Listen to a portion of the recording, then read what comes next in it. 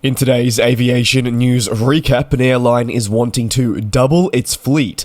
There's developments surrounding Turkish Airlines, who have been long battling aircraft groundings, and Finnair has reported results for June, which present some substantial increases.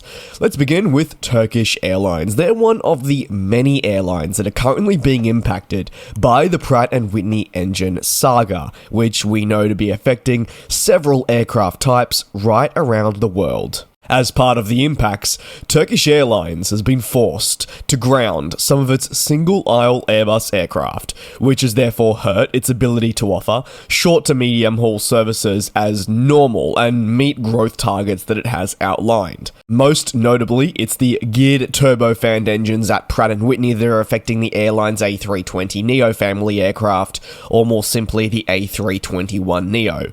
The geared turbofan engines that I speak of have really been a key topic of discussion in the industry for some time, and what they do is join the multitude of issues that are already impacting many airlines' ability to operate a stable schedule. It's pretty tough out there, and when you consider an engine problem affecting all of this even more, it's far from optimal. But Turkish Airlines has said it's now reached a compensation agreement with International Aero Engines, IAE, following the operational impact, and therefore you'd also imagine financial hurt that they're feeling from these groundings.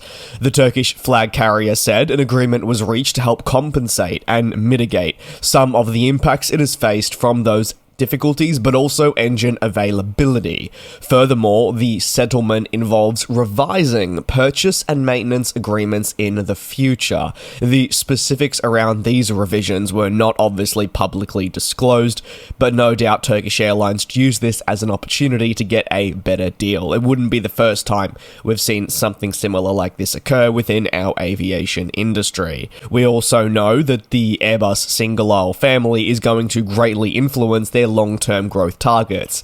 So the planes can't be grounded, they need to be operational and in their most optimal configuration. Turkish Airlines wants to operate, for example, over 800 aircraft in the future and grow its network to over 400 destinations. It also wants to go along with these growth targets, have more than 150,000 employees. And yes, don't get me wrong, these targets are ambitious, but the airline believes they can be achieved, and for those targets to be achieved, the airline, like I said, needs to have a fully functioning fleet, or at the very least, be compensated accordingly, and this agreement will aid to that.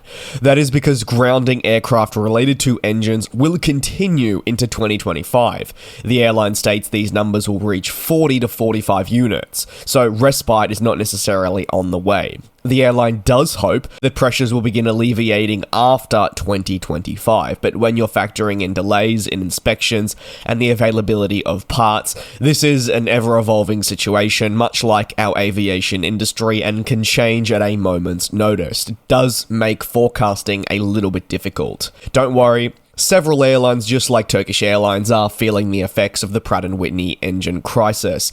Their response, though, has greatly varied. Some airlines have been able to weather the storm and recover with time, whereas others have been forced to get more radical with their decision-making, such as the leasing market and bringing in additional aircraft for the short term to cover any capacity losses that they would be seeing from their grounded aircraft. Let's move over to Finnair, who have reported their traffic figures for June, which has seen an increase in passengers carried. However, another important area of the business declined.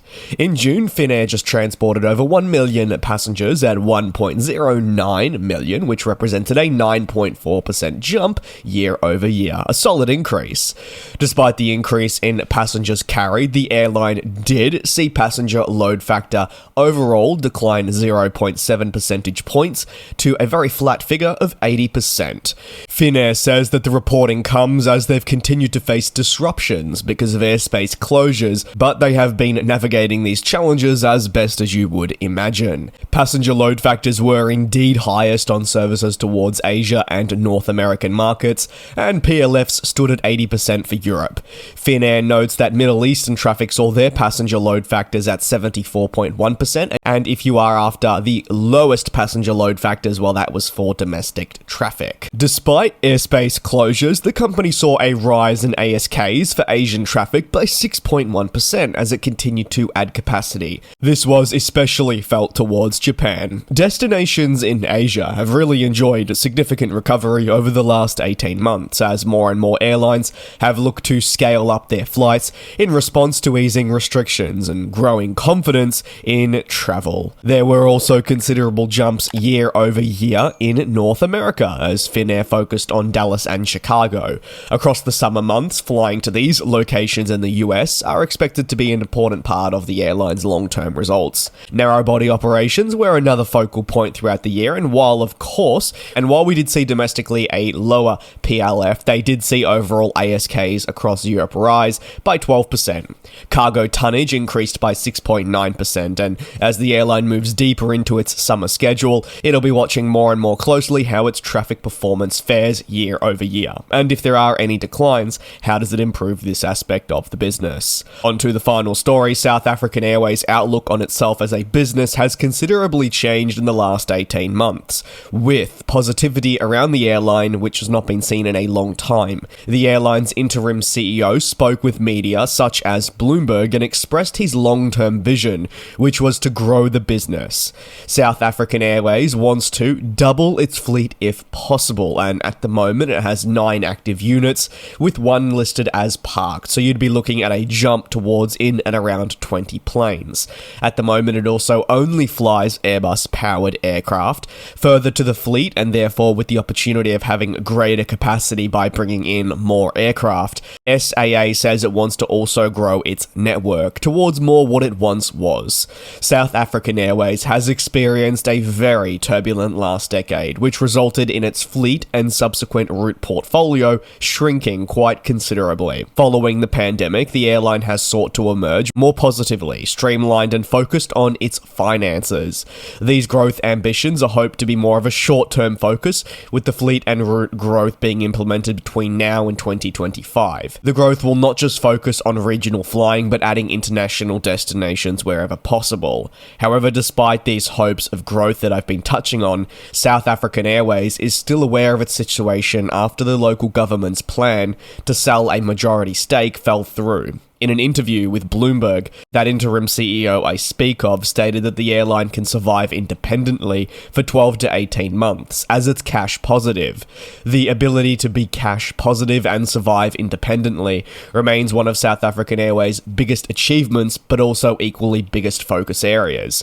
While the company is proud of this achievement, it knows it's going to take work to maintain it, and obviously it wants to prolong its stay within the industry without the need for assistance as long as possible. That'll conclude today's aviation news recap. Thank you very much for your support here on the channel. Please take care, do be safe, and I'll see you same place, same time tomorrow for your latest aviation news.